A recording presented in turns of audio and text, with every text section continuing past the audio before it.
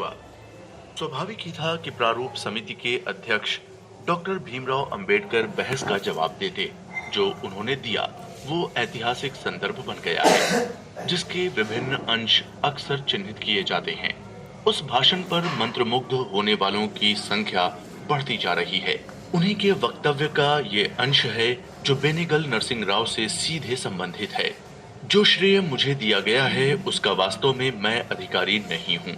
उसके अधिकारी बेनेगल नरसिंह राव भी हैं, जो इस संविधान के संवैधानिक परामर्शदाता हैं और जिन्होंने मसौदा समिति के विचारार्थ संविधान का एक मोटे रूप में मसौदा बनाया। ये उन्होंने 25 नवंबर 1949 को कहा। संविधान सभा के अध्यक्ष डॉक्टर राजेंद्र प्रसाद ने भी संविधान स्वीकृत होने से पहले अपने भाषण में ये कहा, इन सब समितियों ने उचित और ठीक रीति से कार्य किया। अपने 2 प्रतिवेदन प्रस्तुत किए जिन पर सभा ने विचार किया। उनकी सिफारिशों को उन आधारों के रूप में ग्रहण किया गया जिन पर संविधान का मसौदा तैयार किया गया था। ये कार्य बेनेगल नरसिंह राव ने किया, जिन्होंने अपने इस कार्य में अन्य देशों के संविधानों के पूर्ण ज्ञान और इस देश की दशा के व्यापक ज्ञान तथा अपने प्रशासी ज्ञान का भी पुट दिया है। इसके बाद सभा ने मसौदा समिति नियुक्त की, जिसने बेनेगल नरसिंह राव द्वारा निर्मित मूल मसौदे पर विचार किया, संविधान का मसौदा बनाया। 26 नवंबर 1949 के उनके भाषण का ये एक अंश है। तब बेनेगल नरसिंह राव संयुक्त राष्ट्र में भारत का प्रतिनिधित्व कर रहे थे। वो ये सुनने के लिए संविधान सभा में उपस्थित नहीं थे।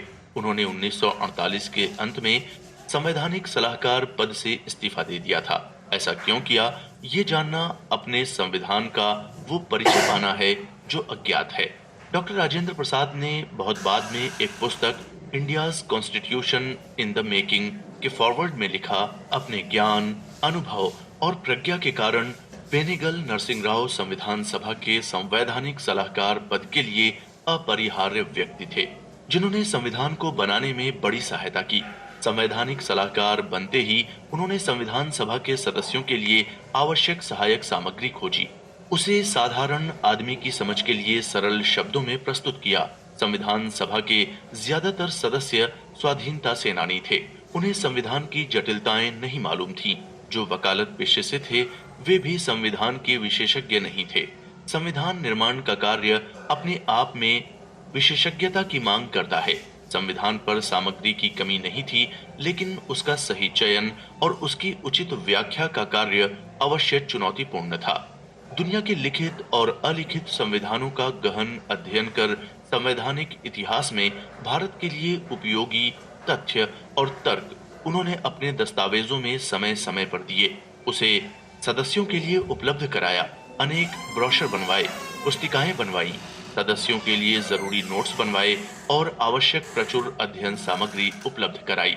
डॉक्टर राजेंद्र प्रसाद के इन शब्दों में बेनेगल नरसिंह राव की वो महत्वपूर्ण भूमिका स्पष्ट हो जाती है जिसे भारत के सार्वजनिक जीवन में विस्मृत कर दिया गया है। अलबत्ता पुस्तकों में उनका प्रमुख स्थान बना हुआ है। संविधान संबंधी दस्तावेजों में वो पूरी तरह अपनी अक्षर देह में मौजूद हैं। इन दिनों दुनिया के अनेक नामी विश्वविद्यालयों के प्रोफेसर अपनी शोधपरक नई पुस्तकों में बेनेगल नरसिंह राव के विशिष्ट योगदान को पूरे संदर्भ सहित अनेक कोणों से उभार रहे हैं।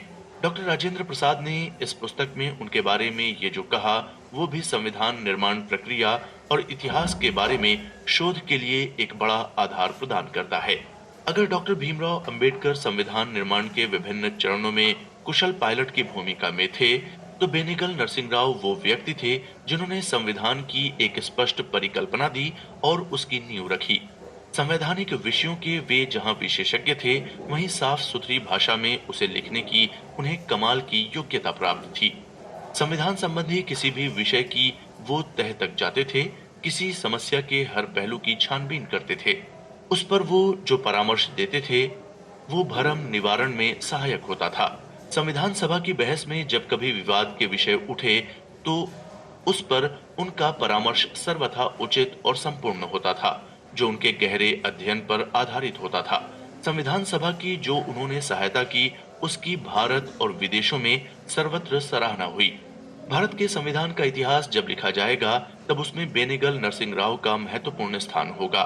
डॉक्टर राजेंद्र प्रसाद ने इसे India's constitution in the making पुस्तक के फॉरवर्ड में लिखा, जो 1960 में छप कर आई, जिसका संपादन बी शिवा राव ने किया।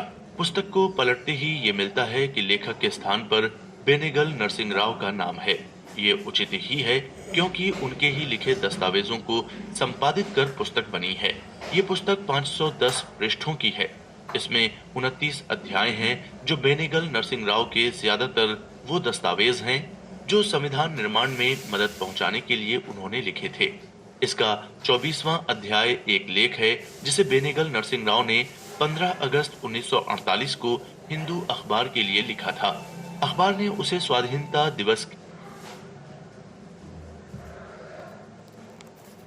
के अंक में प्रकाशित किया था। एक अध्याय बर्मा के संविधान पर है, वो उनकी ही रचना है। उसका एक रोचक इतिहास है। पुस्तक की प्रस्तावना में बी शिवा राव ने लिखा है कि बेनेगल नरसिंह राव को भावी पीढ़ियां संविधान के प्रधान निर्माता के रूप में याद करेंगी। इन दिनों इसे जो भी पढ़ेगा वो बिना आश्चर्य में पढ़े नहीं रह सकता, कारण कि भारत के सार्वजनिक जीवन में जो आख्यान चल रहा है वो इसके अनुरूप नहीं है, बल्कि विपरीत ही है। बी शिवा राव लिखते हैं कि बेनेगल नरसिंह राव के जीवन की वो सबसे बड़ी उपलब्धि थी। यह एक विचार है, एक दृष्टिकोण है, लेकिन इसमें वो पूरी कहानी भी बिना कहे अपने आप बोलती है, जो संविधान निर्माण के एक महत्वपूर्ण कालखंड में सचमुच घटित हुई थी। वो कथा त्रिदेव की है। उन्हें त्रिमूर्ति भी कह सकते हैं। त्रिदेव और त्रिमूर्ति अलग नहीं, परस्पर पर्याय हैं। संविधान सभा के संदर्भ में वो कौन थे? पंडित जवाहरलाल नेहरू, डॉक्टर राजेंद्र प्रसाद और बेनेगल नरसिंह राव। अगर ज्यामिति की शब्दावली में कहें तो वे एक त्रिभुज बनाते थे, जिसकी आधार रेखा थे बेनेगल नरसिंह राव। आदि से अंत के नियामक ये ही तीनों थे। अन्य भी थे जिन्हें विभिन्न भूमिकाओं में जाना, माना और पहचाना जाता है। संविधान का पहला मसौदा प्रकाशित कर दिया गया था। उस पर देश भर में बहस छिड़ी हुई थी।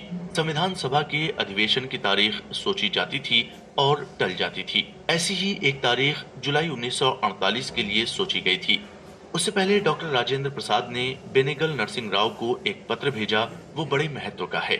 उसमें एक विषय कॉमनवेल्थ का भी था। ये आज भी सचेत भारतीय के दिमाग में एक सवाल के रूप में स्थायी रूप से बना हुआ है। इसे औपनिवेशिकता की लंबी डोर मानते हैं। इस प्रश्न के अलावा संविधान के पूरे मसौदे पर वे बेनेगल नरसिंह राव के साथ फुर्सत में बैठकर निजी चर्चा करना चाहते थे। इसके लिए उन्होंने शिमला को चुना था। बेनेगल नरसिंह राव शिमला गए या नहीं और वो चर्चा हुई भी या नहीं, इसके कोई प्रमाण नहीं है। लेकिन डॉक्टर राजेंद्र प्रसाद के पत्र का जो जवाब बेनेगल नरसिंह राव ने दिया, वो उनके कागजात के ढेर में अपनी गर्दन ऊंची करके झांकता रहता है।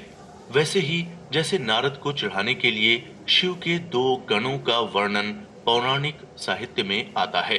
क्या वे दोनों की प्रेतात्मा उस पत्र में हैं? कहना कठिन है। बेनेगल नरसिंह राव का पत्र जितना कहता है, उससे कई गुना ज्यादा बातें वो इतिहास के तहखाने में डाल देता है और बता देता है कि वहां उसे ढूंढें अगर खोज सकें। जैसे कि डॉक्टर राजेंद्र प्रसाद ने अपने पत्र में उन्हें पूर्व सूचना देने के अंदाज में लिखा कि संभवतः प्रधानमंत्री अर्थात जवाहरलाल नेहरू आपको कोई विशेष दायित्व देने का विचार कर रहे हैं। इसके जवाब में बेनेगल नरसिंह राव ने अपने पत्र में वो पूरी कहानी लिख दी जो उनके मन में थी। बेनेगल नरसिंह राव के उस पत्र को उनकी व्यथा और संविधान सभा के नेतृत्व से गंभीर मतभेद का प्रमाण माना जाता है, पर यह कहना ज्यादा उचित होगा कि उस पत्र में ऐसा कोई स्पष्ट संकेत नहीं है। सिर्फ ये है कि वे यह दावा कर रहे हैं कि वे अपनी पहल पर और अपनी ही शर्तों पर संवैधानिक सलाहकार बने थे। जो कार्य उन्होंने किया वो स्वांतः सुखाय था। उन्होंने लिखा कि उनकी ओर से वो कार्य पूरा हो गया है,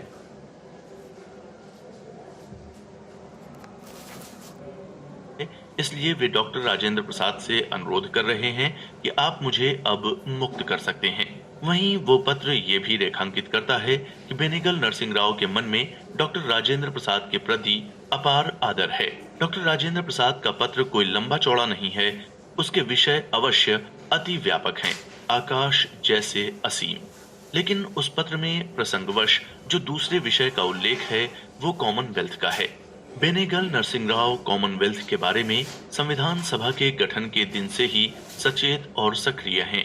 यहाँ तक कि नेहरू को समझा रहे हैं कि इस विषय पर वे क्या बोलें। बाद में उन्होंने भारत और कॉमनवेल्थ पर 2 शोधपूर्ण आलेख लिखे। बी शिवा राव के संपादन से बनी उनकी पुस्तक में वो दोनों दस्तावेज के रूप में छपे हैं। उसे उन्होंने किसे किसे भेजा ये कोई नहीं जानता, लेकिन डॉक्टर राजेंद्र प्रसाद को जरूर भेजा था। उन्होंने उसे पूरा पढ़ लिया था। अपने पत्र में डॉक्टर राजेंद्र प्रसाद ने अपना सुविचारित मत इन शब्दों में लिखा।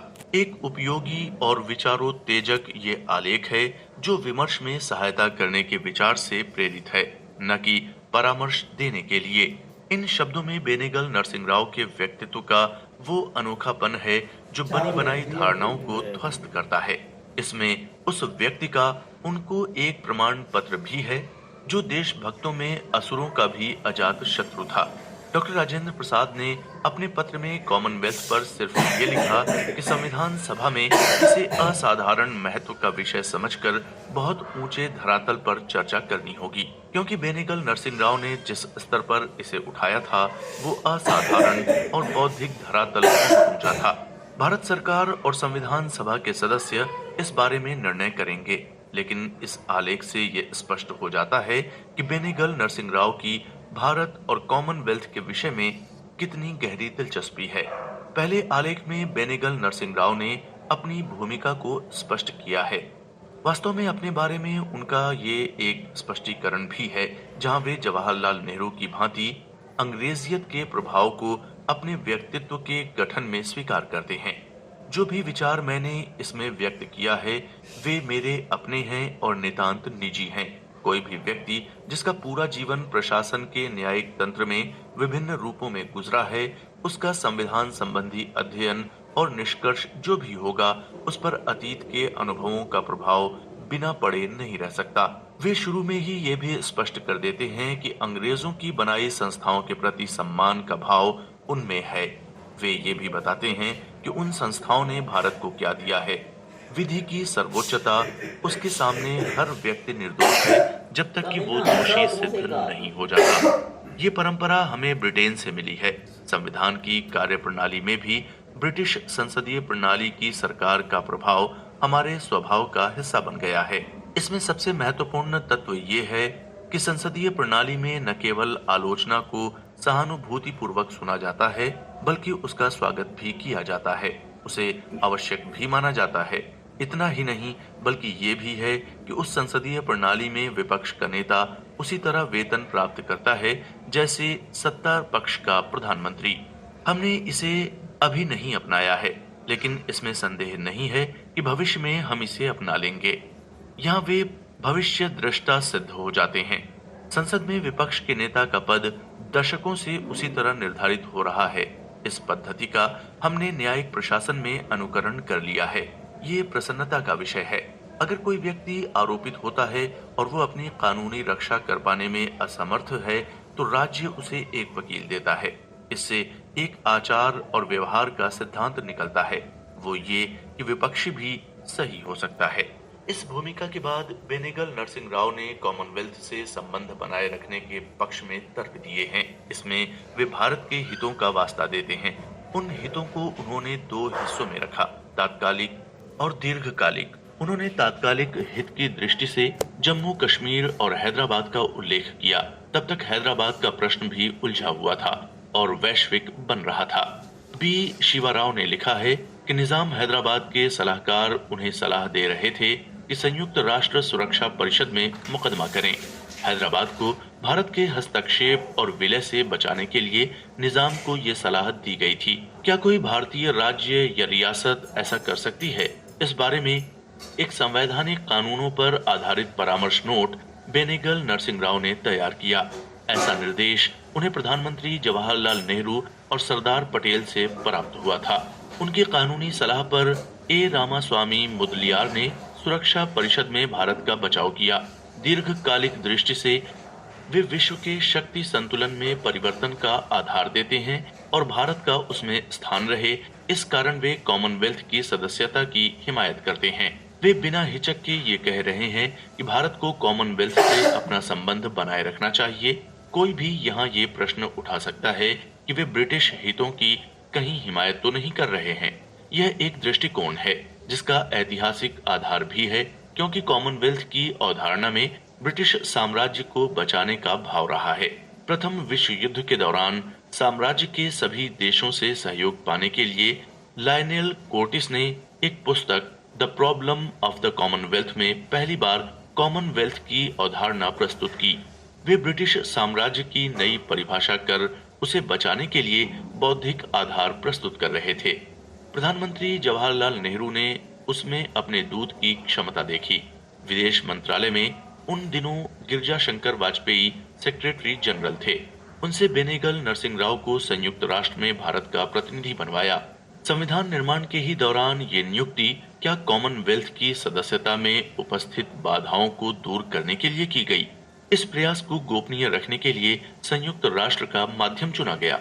ये प्रश्न तब नहीं, अब जरूर पूछे जाने चाहिए। ये कोई संयोग मात्र नहीं था। वास्तव में प्रधानमंत्री जवाहरलाल नेहरू की योजना में ही बेनेगल नरसिंह राव संयुक्त राष्ट्र में भारत के प्रतिनिधि बनाए गए, जहां वे कॉमनवेल्थ में भारत का स्थान सुरक्षित कराने के प्रयास में सक्रिय हो गए। उनका दूसरा आलेख इसकी सूचना देता है।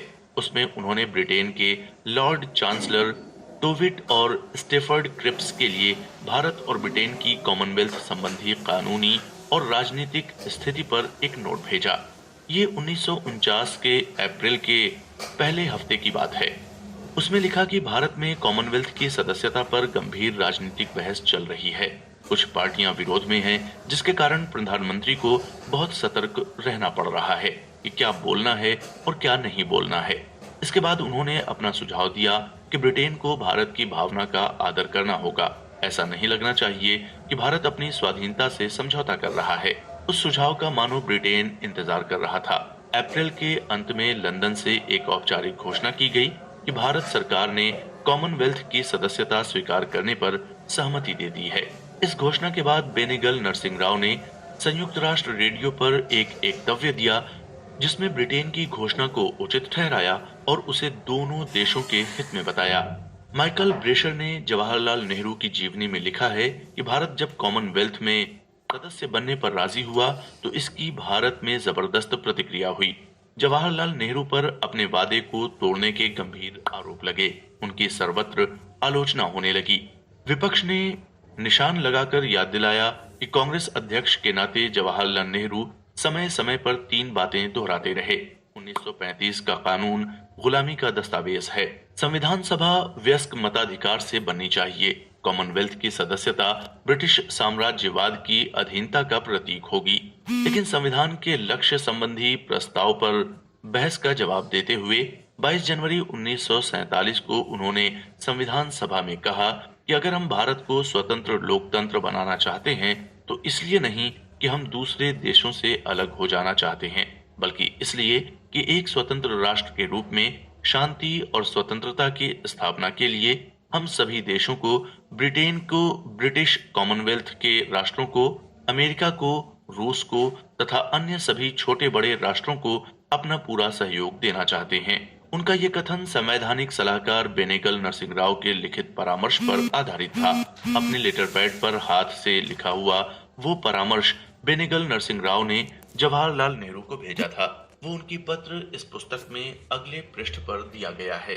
तब से और अंत तक यानी अप्रैल 1949 तक प्रधानमंत्री जवाहरलाल नेहरू के दूत बनकर बेनेगल नरसिंह राव लंदन में जो अड़चने भारत के सदस्य बनने के रास्ते थी, उन्हें दूर करने के प्रयास में लगे रहे। अड़चन कॉमनवेल्थ के नियमों में थी। कॉमनवेल्थ के नियमों में किसी लोकतांत्रिक गणराज्य को सदस्य नहीं बनाया जा सकता था। अक्टूबर 1948 में कॉमनवेल्थ के प्रधानमंत्रियों का लंदन में सम्मेलन हुआ, जिसमें जवाहरलाल नेहरू सम्मिलित हुए। वहां ब्रिटिश प्रधानमंत्री क्लीमेंट एटली और जवाहरलाल नेहरू में एक अनौपचारिक वार्ता हुई। उसी समय यानी 1948 के अक्टूबर में चर्चिल की कैबिनेट में भारत मंत्री रहे LS एमरी ने एक बयान दिया। वो लंदन में हुई उच्च स्तरीय वार्ता के बाद जारी किया गया था। उस वार्ता में एमरी के अलावा दक्षिण अफ्रीका और कनाडा के प्रतिनिधि थे। भारत की ओर से स्वयं गिरजा शंकर वाजपेयी थे। उस बातचीत को अंजाम देने के लिए बेनेगल नरसिंह राव की संयुक्त राष्ट्र में नियुक्ति होती है, बेनेगल नरसिंह राव के प्रयासों से दोनों तरफ की बाधाओं को दूर करने पर सहमति बनी। ब्रिटेन ने नियम बदलवाए। जवाहरलाल नेहरू ने कांग्रेस के अपने सहयोगियों को समझाया। सरदार पटेल पहले से ही कॉमनवेल्थ की सदस्यता के पक्षधर थे। इससे सरकार और कांग्रेस में सहमति सरलता से हो गई। कॉमनवेल्थ की सदस्यता पर संविधान सभा में भी चर्चा हुई। जवाहरलाल नेहरू ने 16 मई 1949 को एक प्रस्ताव रखा।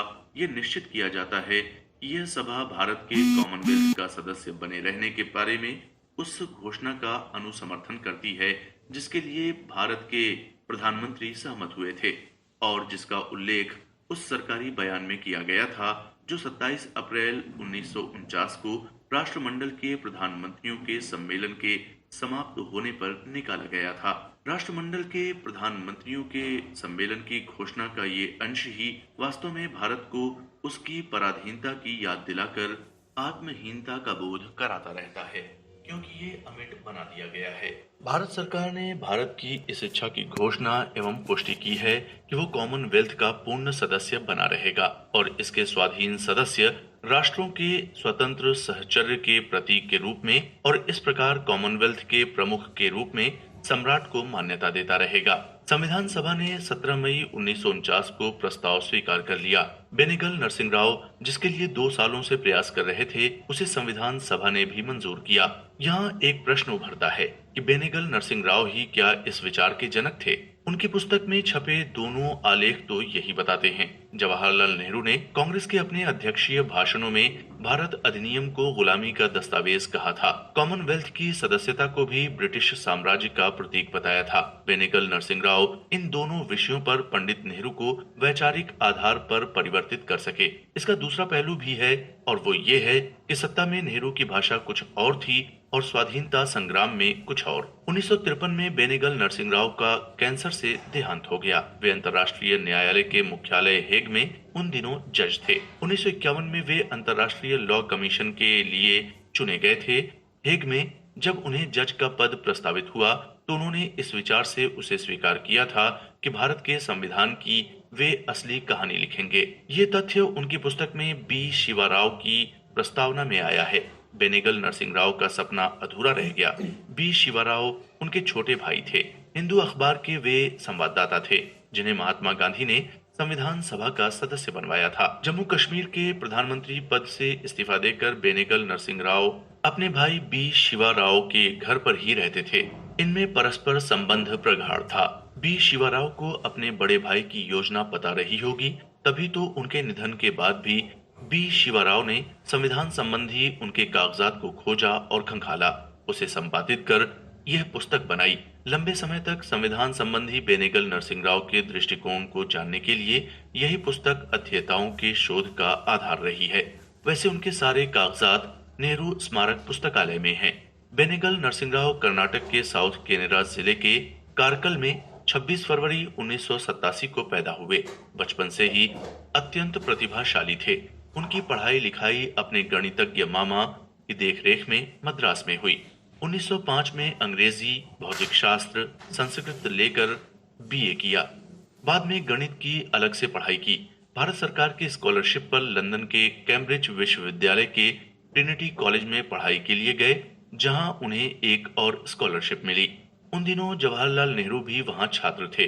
उन्होंने अपने पिता मोतीलाल नेहरू को छात्र बेनेगल नरसिंह राव के बारे में लिखा कि ये ब्राह्मण लड़का अत्यंत चतुर है। इसे सिर्फ हॉल और कक्षा में आते जाते ही देखता हूँ। मेरा विश्वास है कि ये अपना क्षण क्षण अध्ययन में ही व्यतीत करता है। उनके निधन पर प्रधानमंत्री जवाहरलाल नेहरू ने लोकसभा में श्रद्धांजलि देते हुए प्रसंगवश पुराने परिचय को भी याद किया था। बेनेगल नरसिंह राव की वहां पढ़ाई जैसे ही समाप्त हुई, उन्हें 2 अवसर मिले थे। उन्हें अपना भविष्य स्वयं निर्धारित करना था। पहला अवसर ऊंची पढ़ाई के लिए फेलोशिप के रूप में था। दूसरा अवसर था आईसीएस में चयन। उन्होंने दूसरे को वरीयता दी। वो 1909 का साल था। आईसीएस के लिए उस साल 50 सीटें थीं। उनमें वे अकेले भारतीय थे जिनका चयन हुआ था। उन्होंने भारत सरकार में अपनी सेवा 1910 में शुरू की। वे किस मिट्टी के बने थे, इसे जानने के लिए ये असाधारण घटना सहायक है। सिविल सर्विस कमीशन ने उनकी पहली नियुक्ति मद्रास में की। इस पर उन्होंने उन्हें एक पत्र भेजा उसमें लिखा कि जिस प्रांत में मेरी नियुक्ति हुई है वहां मेरे मित्र बहुत हैं और हर क्षेत्र में मेरे संबंधी हैं। मद्रास प्रेसिडेंसी में ही मेरे पिता की जमीन भी है। ऐसी परिस्थिति में मैं अपना कर्तव्य पक्षपात से परे होकर संभवतः नहीं कर सकूंगा, इसलिए मेरी नियुक्ति अन्यत्र करें। मुझे आप बर्मा यानी म्यांमार भी भेज सकते हैं। ये पत्र उन्होंने 1909 में लिखवाया था। आमतौर पर कोई भी दूसरा होता तो वो इस नियुक्ति को अपना सौभाग्य समझता, लेकिन बेनेगल नरसिंह राव ने अपने पत्र से साबित किया कि वे विचार और व्यवहार, नीति तथा नैतिकता को अपने पर लागू करना चाहते थे। उनके पत्र पर अनुकूल निर्णय न होने का कोई कारण नहीं था, इसलिए उनकी नियुक्ति बंगाल में हुई। बंगाल और असम उनके सेवाकाल के प्रांत रहे। उस समय के बंगाल का कोई महत्वपूर्ण जिला नहीं था जहां वो न रहे हों। बाद में वो असम में विभिन्न पदों पर रहे। साइमन कमीशन में असम का पक्ष रखने के लिए प्रांत की सरकार ने उन्हें लंदन भेजा था, जहां वे 2 साल रहे। झारखंड की राजधानी रांची में भी वे अफसर थे। इन क्षेत्रों के प्रशासनिक अनुभव का लाभ संविधान सभा को उस समय मिला जब उन क्षेत्रों की अनेक गुत्थियां सुलझानी पड़ी। असम तो मुस्लिम लीग और ब्रिटिश सरकार की साजिश से पाकिस्तान का हिस्सा बन जाता अगर बेनेगल नरसिंह राव के अनुभव से सहायता न मिलती। जहां जहां वे अफसर थे वहां उदार और मददगार व्यक्ति के रूप में जाने गए। गरीबों की मदद और जरूरतमंद छात्रों की पढ़ाई में फीस वगैरह की सहायता के बहुत उदाहरण विख्यात लोगों के संस्मरण में हैं। थोड़े दिनों दिल्ली के सचिवालय में कार्य करने के बाद अप्रैल 1935 में वे कलकत्ता हाईकोर्ट के जज बनाए गए, लेकिन वहां उनका इस पद पर कार्यालय संक्षिप्त ही रहा क्योंकि दिल्ली में उनकी बड़ी जरूरत थी। रिफॉर्म ऑफिस में उन्हें ओएसडी बनाया गया। गवर्नर जनरल को संवैधानिक मामलों में सलाह देने के लिए उनके सचिवालय में 1919 में रिफॉर्म ऑफिस स्थापित किया गया था। उसे मॉन्टेग्यू चेम्सफोर्ड सुधार कानून पर अमल के लिए बनाया गया था, जो 1921 तक कार्य करता रहा। दूसरी बार उसे 1930 में पुनः शुरू किया गया था। भारत अधिनियम 1935 के कार्यान्वयन की निगरानी के लिए बेनेगल नरसिंह राव को उस दफ्तर में सितंबर 1935 में ओएसडी पद पर लाया गया। उन्हें गवर्नर जनरल की संवैधानिक सहायता करनी थी। 1946 में सेंट्रल असेंबली में मनु सूबेदार ने रिफॉर्म ऑफिस के बारे में सवाल पूछे, जिससे ये उजागर हुआ कि उसका कामकाज अत्यंत गोपनीय रखा जाता है। अरसे से बेनेगल नरसिंह राव संवैधानिक मामलों का अध्ययन करते रहे थे, उसके वे विशेषज्ञ थे। उनकी इस योग्यता और विशेषज्ञता ने वायसराय को प्रभावित किया था। यह कार्य 3 साल चलता रहा। उस कार्य को बेनेगल नरसिंह राव ने सराहनीय स्तर पर संपन्न किया। पहले के पुराने कानूनों को भारत अधिनियम के अनुरूप बनाए जाने का वो चुनौतीपूर्ण कार्य था। बेनेगल नरसिंह राव को इसके लिए ब्रिटिश सरकार ने 1938 में नाइटहुड की उपाधि भी दी, लेकिन उनके इस महत्वपूर्ण योगदान का उल्लेख नहीं मिलता। अब कुछ सालों से इतिहासकारों ने इसका अध्ययन कर कहीं कहीं थोड़ा थोड़ा लिखा है। कैबिनेट मिशन की योजना घोषित होने के बाद उनके कार्यों को देख समझकर लोगों ने जाना और मानने लगे कि वे भारत शासन अधिनियम 1935 के विशेषज्ञ थे ही संवैधानिक प्रश्नों के विश्वकोश भी थे। अगर बेनेगल नरसिंह राव अपने प्रयास में लाल फीताशाही पर विजय पा जाते तो भारत चिकित्सा क्षेत्र के शोध में दुनिया का अग्रणी देश बहुत पहले होता। उन्होंने एक सोसाइटी बनवाकर विज्ञान, स्वास्थ्य और दवा पर शोध केंद्र स्थापित करने के लिए प्रयास शुरू किया, जिससे